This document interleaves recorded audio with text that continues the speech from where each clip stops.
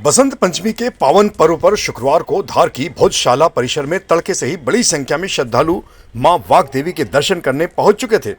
दर्शन और पूजन का ये सिलसिला दोपहर बाद तक भी जारी रहा। इस दौरान भोजशाला परिसर में हवन पूजन हर साल की तरह इस बार भी बड़े ही उत्साह और धूमधाम से किया गया।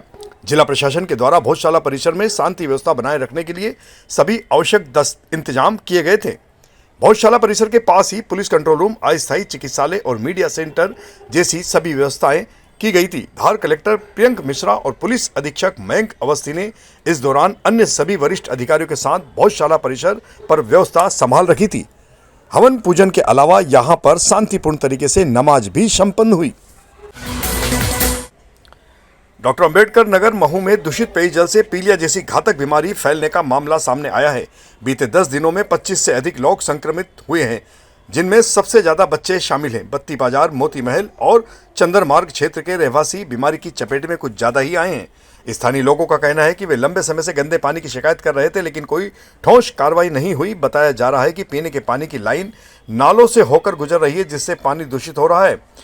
मामले की गंभीरता को देखते हुए कलेक्टर शिवम वर्मा और विधायक उषा ठाकुर भी मौके पर पहुंचे थे। स्वास्थ्य विभाग की टीम ने प्रभावित क्षेत्रों में पहुंचकर पीड़ितों के स्वास्थ्य की जांच पड़ताल शुरू कर दी है। प्रशासन के मेरे साथी माधव सानी जी, हमारे योगेश सिंगारे जी, आशा उषा कार्यकर्ता, हम सब लोग आज इसीलिए यहाँ घर घर घूमे। पानी यहाँ जो इस बस्ती की सबसे बड़ी प्रॉब्लम है वो ये है कि नल कनेक्शन नाली में से सबने ले रखे। कैंट सीओ से बात हुई है, कल से निर्देश दिया है कि ऊपर से लाइन खोदकर नल की लाइन ऊपर से डाल दी जाए, ताकि ये जो एक शंका है कि और इसी कारण पानी में अशुद्धि मिली होगी, तो इसका जड़ मूल से ही समाधान करेंगे। और दूसरा, जो पुरानी परंपराएं थी हमारी, सभी माता बहनों से आप प्रार्थना की है कि पानी को बाल्टी हंडे में भर के फिटकरी उसमें घुमाएं। आधे घंटे में अशुद्धियाँ नीचे बैठेंगी। फिर लट्ठे का जो छन्ना होता था पुराने ज़माने में, 4 परत का, उसमें पानी छानिए, बॉईल करके पिलाएंगे तो बीमारी की और आशंका नहीं बढ़ेगी। और लगभग जितने लोग अभी हैं सबका स्वास्थ्य ठीक है, सब स्वस्थ होकर घर आ गए हैं और सबको कह दिया है यदि कोई दिक्कत आए तो अच्छे से अच्छा इलाज सब उपलब्ध है। संभागीय अधिकारी खुद मौजूद हैं। ये तो बड़ी दुर्भाग्यपूर्ण खबर है। तो हमें कल ही इस बात की सूचना मिली, तो कल से हमारी टीम ग्राउंड पर लगी हुई है कि कहाँ पे वाटर का अगर कंटेमिनेशन या पानी खराब आ रहा है तो कहीं आ रहा है। तो अभी तक कोई निजी कनेक्शन हमें जरूर मिले जो ऐसे नालियों से गुजर रहे हैं या ऐसे लीकेज हो रहा है। नर्मदा की पाइपलाइन में पानी अभी तक विजिबली हमें गलत नहीं मिला है। ऐसे बोरवेल के पानी मोटा मोटा साफ है। अब टेस्टिंग के लिए भेज दिया गया तो कल तक हमें पता लग जाएगा कि पानी के अंदर कहीं कोई कंटेमिनेशन तो नहीं है। और आए हैं बताइए। देखिए, ये संज्ञान में आया कि कुछ लोगों को जॉन्डिस की शिकायतें प्राप्त हुई। तो जब ये संज्ञान में आया तो सबसे पहले जो उपचार, मतलब जो मरीज जिनको ये शिकायत आ रही थी उनको उपचार कराने के लिए उनको अस्पताल में दाखिल किया गया। अभी वर्तमान में 6 बच्चों को दाखिल कराया गया है जिनका अस्पताल में उपचार हो रहा है। सभी बच्चे स्वास्थ्य लाभ ले रहे हैं इस समय।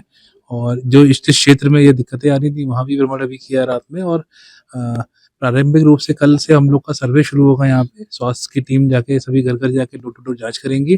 जो ऐसे लोगों का चिन्हांकन करेंगे जिनके पास लक्षण पाए जाते हैं, उल्टी, दस्त से ऐसे रिलेटेड कोई भी सिम्टम होंगे तो उनको चिन्हांकित किया जाएगा।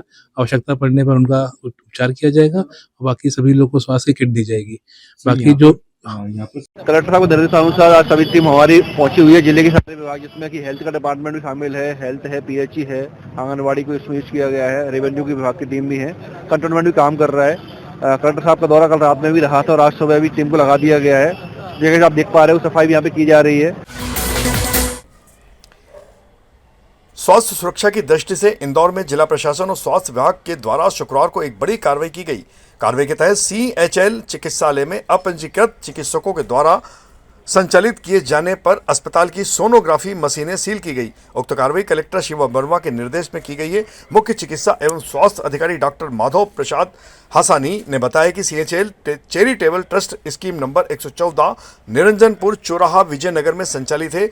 निरीक्षण के दौरान पाया गया कि अस्पताल में लगभग 10 अपंजीकृत चिकित्सक सोनोग्राफी संबंधी कार्य कर रहे थे, जो कि गलत है। कलेक्टर शिवम वर्मा के निर्देश पर तहसीलदार जूनी इंदौर श्रीमती प्रीति भिसे के साथ टीम ने तत्काल प्रभाव से सभी मशीनों को सील कर अस्पताल प्रबंधकों को भी कारण बताओ नोटिस जारी किया है।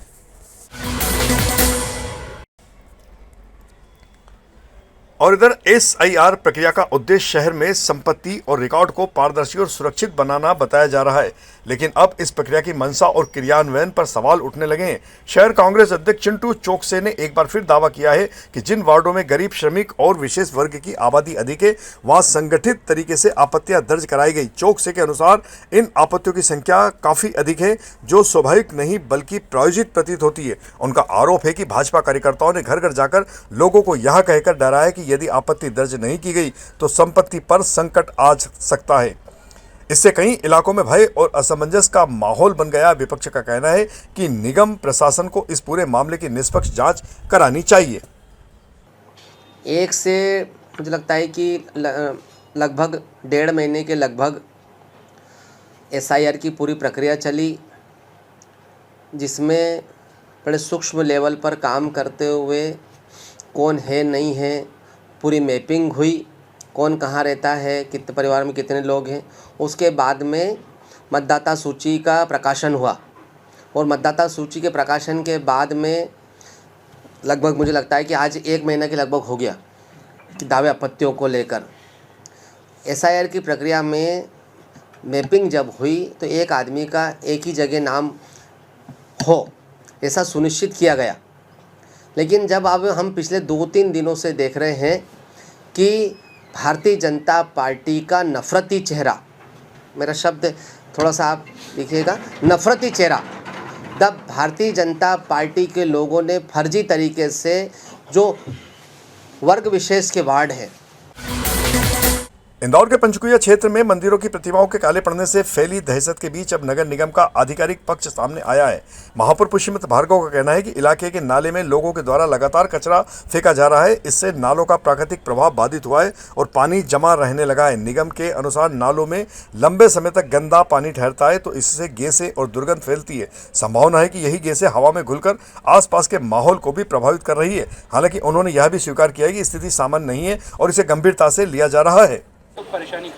देखिए, आप सबको ध्यान होगा, पिछले वर्ष हम सब लोगों ने प्रयास करके पचकुइया के पास में जो बहने वाला नाला ही कहेंगे हम उसको सुखाकर साफ करने का काम हमने किया था। लेकिन दुर्भाग्य है कि जो गंदगी पीछे से लोगों ने फेंकी उस कारण से वापस उसमें गंदगी जमा हुई है। एक तो मैंने उसको तुरंत साफ करने के निर्देश दिए हैं और सीवरेज ड्रेनेज की समस्या के कारण मंदिरों में जो समस्या आ रही है तो उसको पूरा साफ करके सूखा करके पीछे से वो ना मिले, उस पर भी काम हम शुरू कर रहे हैं। बीआरटीएस को हटाने इंदौर ट्रैफिक पुलिस के द्वारा हेलमेट को लेकर सख्त अभियान लगातार जारी है। इस अभियान के तहत बिना हेलमेट दोपहिया वाहन चालकों पर चालानी कार्रवाई की जा रही है। विगत दिवस भी 2057 चालकों पर कार्रवाई हुई, जबकि पिछले 3 दिनों में 7,609 लोगों के चालान बनाकर उनसे अर्थदंड वसूल किया गया है, जिनमें 6,569 चालान केवल हेलमेट नहीं पहनने पर किए गए हैं। डीसीपी ट्रैफिक आनंद कलादगी ने नागरिकों से हेलमेट पहनने और यातायात नियमों का पालन करने की अपील की है। इंदौर ट्रैफिक पुलिस द्वारा लगातार ट्रैफिक को सुधारने के लिए हम लोग प्रयास कर ही रहे। उसी में हम लोगों ने अवेयरनेस के साथ, जागरूक कार्यक्रम के साथ अभी हम लोगों ने 3 दिन से एनफोर्समेंट को एक स्टेप बढ़ाते हुए हम लोगों ने कार्रवाई कर रहे हैं। लगभग हम लोगों ने 3 दिन में 7,000 से ज़्यादा हम लोगों ने चालानी कार्रवाई की है। इसमें 6,500 हम लोगों ने हेलमेट ना पहनने वालों के खिलाफ चालानी कार्रवाई की है।